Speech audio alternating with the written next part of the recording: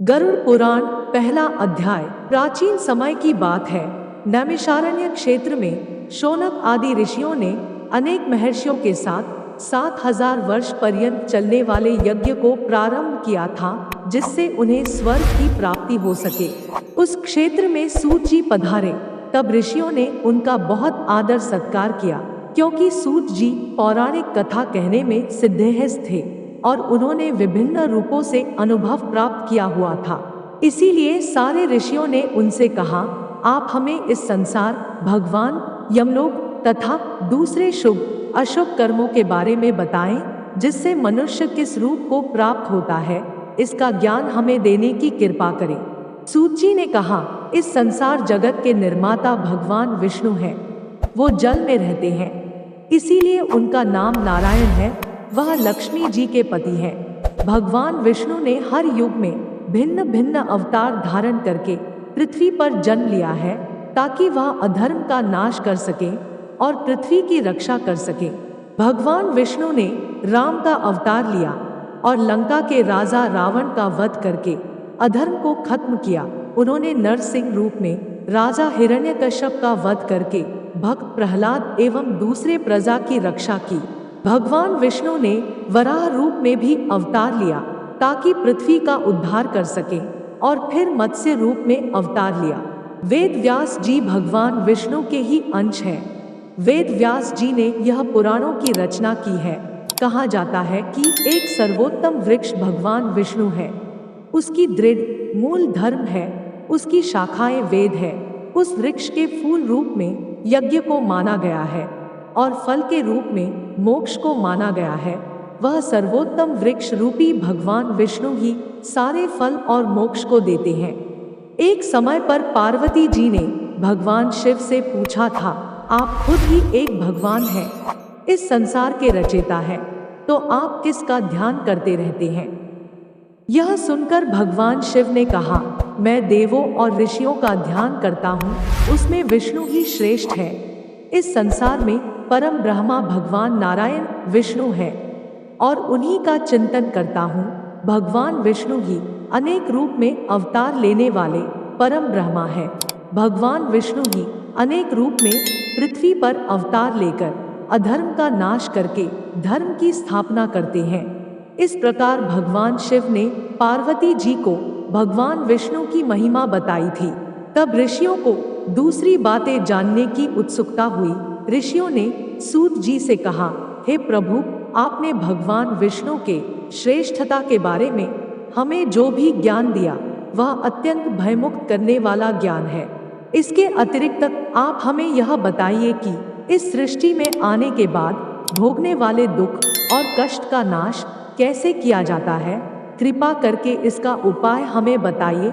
आपके पास इस लोक एवं परलोक के दुखों का निवारण करने का ज्ञान है। हम यह जानना चाहते हैं कि यमराज के मार्ग तक पहुंचने में मनुष्य को किस प्रकार की मुसीबतों का सामना करना पड़ता है। सूत जी ने कहा, एक समय पर गरुड़ जी ने भी ऐसे प्रश्न भगवान विष्णु से किए थे। उस समय भगवान ने जो भी ज्ञान दिया था, वह ज्ञान मैं आप लोगों को दूंगा। यम का मार्ग बहुत कष्ट वाला है, किंतु आप अगर अपने कल्याण के लिए यह जानना चाहते हैं, तो मैं आप लोगों को इसके बारे में बताता हूँ। गरुड़ जी ने जब भगवान विष्णु से पूछा था कि आपके नाम की आराधना करना तो अत्यंत सरल है, आपकी भक्ति करने के उपरांत भी मनुष्य नरक में क्यों जाता है। आपकी भक्ति के भिन्न भिन्न मार्ग और गतियां हैं, फिर भी मनुष्य जब आपकी भक्ति से वंचित रह जाता है, तो उसे यह दुर्गम मार्ग कैसे मिलता है और इसके कष्ट क्या हो सकते हैं। पाप करने वाले पापियों की किस प्रकार दुर्गति होती है और किस रूप में उनको नरक मिलता है, आप मुझे कृपा करके बताएं। ऐसे पूछने पर भगवान विष्णु ने गरुड़ जी को कहा, हे गरुड़, मैं तुम्हें यम के मार्ग का ज्ञान देता हूँ। इसी मार्ग से पापी लोग यमलोक को प्राप्त करते हैं। इसका वर्णन अत्यंत भयानक है। जो मनुष्य उग्र स्वभाव के होते हैं, धन और मर्यादा का ज्ञान जिसमें नहीं है, जिनको संसार में मोह माया है, वो मनुष्य अपवित्र होते हैं और वही नरक लोक में जाते हैं। दानवीर मनुष्य मोक्ष को प्राप्त करते हैं और पापी लोग कष्टपूर्वक यम की पीड़ा भोगते हुए नरक में जाते हैं। दुष्ट और पापी लोगों को इस संसार में किस प्रकार के दुख मिलते हैं, उनकी मृत्यु किस प्रकार होती है, उसका ज्ञान मैं तुम्हें देता हूँ। इस संसार में जब मनुष्य जन्म लेता है तब वह अपने पूर्व जन्म के कर्मों के हिसाब से इस जन्म में शुभ अशुभ फल भोगता है।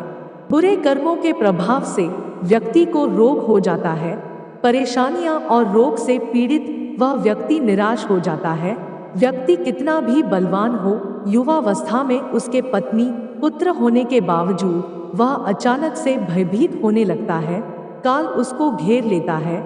वृद्धा अवस्था में व्यक्ति को मृतक के समान रहना पड़ता है, घर के लोगों के द्वारा अपमानित होता है और अपमानजनक आहार लेता है।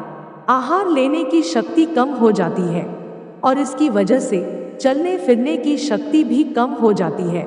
कफ के कारण स्वर्ण नलियां चल नहीं पाती, स्वास्थ्य बिगड़ने लगता है, खटिया पे पड़ा रहता है, मृत्यु के निकट आ जाता है।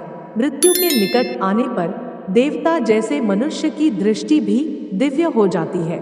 मरते समय पापी के पांचों तत्व अपने स्थान छोड़ देते हैं और उसका एक क्षण भी मुश्किल से बीतता है। मनुष्य को इतनी पीड़ा होती है जितनी बिच्छू के काटने से होती है। यमदूतों के भय से उसके मुंह से झाग और लार गिरने लगती है। ऐसे ही पापियों के प्राण जब निकलते हैं तब उनको यमदूत मिलते हैं। यमदूत के लाल नेत्र होते हैं और मुख भयानक होता है। उस समय यमदूत अत्यंत क्रोधित होते हैं और उनके हाथ में पाश और दंड होता है और वह दांत को पीसते हैं। उनके मुख काले और नख विशाल होते हैं। उनको देखकर प्राणी भयभीत होकर मल मूत्र का त्याग करने लगता है। ऐसी अवस्था में जीव शरीर से निकल जाता है और मोह में अपने घर को देखता है और उसी समय यमदूत उसे पकड़ लेते हैं। यमदूत उसके गले में रस्सी बांधकर ऐसे ले जाते हैं जैसे गुनहगार को सिपाही राजा के पास ले जाते हैं। वे यमदूत मनुष्य को मार्ग में नर्क के भयानक दुख और तकलीफों के बारे में बताते हैं और धमकियां भी देते हैं। मनुष्य यमदूतों की ऐसी कठोर वाणी को सुनता है और तड़पता है। भय से तड़पता वह मनुष्य अपने पापों को याद करते हुए उस मार्ग से जाता है। कुत्ते मार्ग में उसे काटते हैं। उस मार्ग में उसे खाने को खाना और पानी नहीं मिलता। सूर्य की तेज गर्मी में चलना पड़ता है। यमदूत उसे मार्ग में कोड़े से मारता है और घसीट कर ले जाते हैं। इस प्रकार अत्यंत पीड़ा सहकर वह अंधकारमय यमलोक में पहुंच जाता है। वहां उसे उसके पापों का फल मिलता है। यमराज उसे घोर नरक की यातना देकर फिर से मनुष्य लोक में भेजते हैं। अपने पुत्रों द्वारा दिए गए पिंड और दान को वह जीव खाता है, पर फिर भी पापी जीव होने के कारण उसकी तृप्ति नहीं होती। जिस मनुष्य का पिंड दान नहीं होता वह प्रेत योनि में रहकर निर्जन वन में दुख पूर्वक भ्रमण करते हैं। यम की यातना भोगे बिना जीव को मनुष्य के रूप में जन्म नहीं मिलता और वह अन्य योनियों में भटकता रहता है। उस पिंड के रोज 4 भाग होते हैं। उसमें से 2 भाग पंचभूतों को, 1 भाग यमदूतों को और 1 भाग उस जीव को खाने को मिलता है। ऐसे 9 दिन तक पिंड दान करते ही हैं और वे लोग खाते हैं। जब मनुष्य का शरीर जलाते हैं उसके बाद उनके पुत्र जो पिंडदान 9 दिन करते हैं, उस जीव को 10वें दिन देह मिलता है। वह जीव देह को पाकर कर्मों का फल भोगता है। अब किस तरह से 10 दिनों के पिंड से शरीर बनता है उसे बताता हूँ। पहले दिन के पिंड से सिर, दूसरे दिन से गर्दन और कंधा, तीसरे दिन हृदय, चौथे दिन पीठ, 5वें दिन नाभि, छठे दिन कमर, गुदा, लिंग, भग और मांस के पिंड आदि बनते हैं। 7वें दिन हड्डी और 8वें 9वें दिन जांघ और पैर, 10वें दिन के पिंड से इस शरीर में सुख, सुंधा, तृषा की उत्पत्ति होती है। इस तरह पिंड से शरीर उत्पन्न होता है और फिर 11वें और 12वें दिन के श्राद्ध में 2 दिन तक भोजन करता है।